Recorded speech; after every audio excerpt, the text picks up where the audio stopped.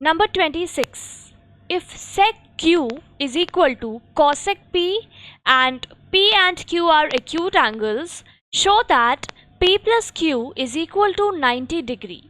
यदि sec q is equal to cosec p तथा p और q न्यून कोण है तो दर्शाइए कि p plus q is equal to 90 degree है।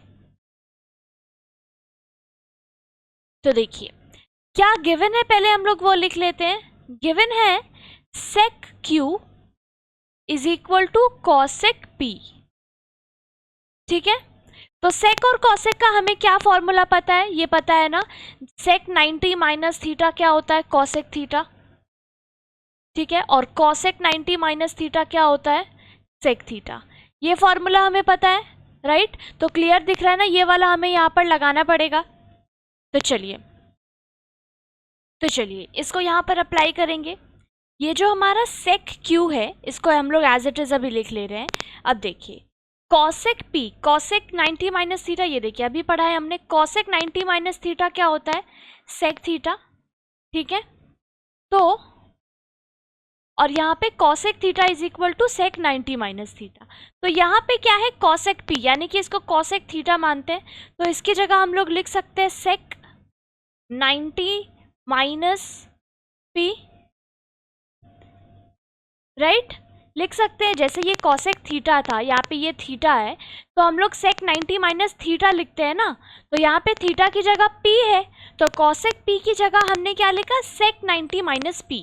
यही फॉर्मूला यहाँ पर अप्लाई किया। एक बार मैं नीचे यहाँ फिर से लिख दे रही हूँ, since cosec theta is equal to sec 90 degree minus theta. ये फॉर्मूला हमने पढ़ा है और इसी फॉर्मूले को यहाँ पर अप्लाई किया गया है।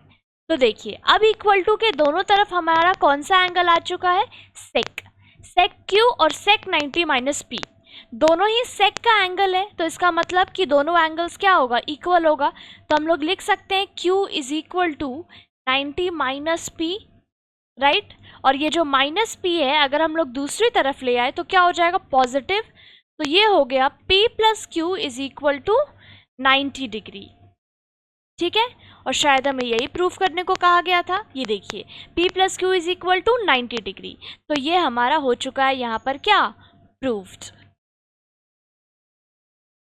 इसी के साथ हमारा 22 चैप्टर पूरा खत्म हो चुका है, ठीक है। अब आपको सिर्फ क्या करना है, चेक योर प्रोग्रेस, जो आपने संग संग किया होगा। टर्मिनल एक्सरसाइज को आप बार बार प्रैक्टिस करिए, बिकॉज अगर आपने टर्मिनल एक्सरसाइज के सारे सम्स आप कर सकते हो तो इसका मतलब है कि पीछे का भी सारे क्वेश्चंस आप कर सकते हो। मैं ये सजेस्ट करूँगी इस चैप्टर को ख़त्म करने के बाद जो 10 ईयर्स का क्वेश्चन पेपर है आपके पास अपलोडेड है हमारे ऐप में, आप वहाँ से ट्रिगो से रिलेटेड यानी कि इस चैप्टर से रिलेटेड जितने क्वेश्चंस एग्जाम्स में जिस तरह के आए हुए हैं वो आप संग संग ढूंढ के इसके साथ ही प्रैक्टिस कर लीजिए। इससे क्या होगा, आपका एक चैप्टर पूरी तरह से कवर हो जाएगा और जब आप 10 ईयर्स के क्वेश्चन सॉल्व करोगे तो आपको आइडिया भी हो जाएगा कि किस तरह के क्वेश्चंस आते हैं, जिससे कि जब आप दोबारा इस चैप्टर को रिविजन करने आओगे उस वक्त तक आपको ये आइडिया रहेगा कि हाँ इस टाइप का क्वेश्चन पूछा जाता है, इस टाइप का कुछ टाइप के क्वेश्चन है जो कि नहीं पूछे जाते हैं, तो आप उसको